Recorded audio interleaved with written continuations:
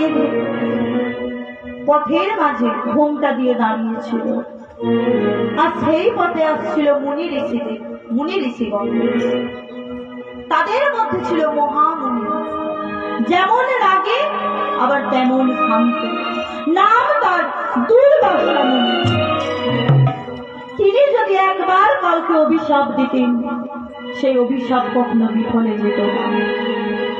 তাই তোর পিতা কি করেছে না, সেই মুনি ঋষিদের সামনে গিয়ে বলছে, হে মুনিবর, আপনারা নাকি ত্রিকালদর্শী, অতীত বর্তমান ভবিষ্যৎ সব বলতে পারেন। তো বলুন তো মুনিবর, আমার গর্ভে পুত্র সন্তান আছে না কন্যা সন্তান আছে?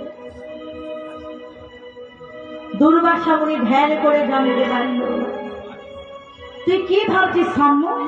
আর কেউ তোকে না চিনতে পারলেও আমি তোকে চিনতে পারবো না।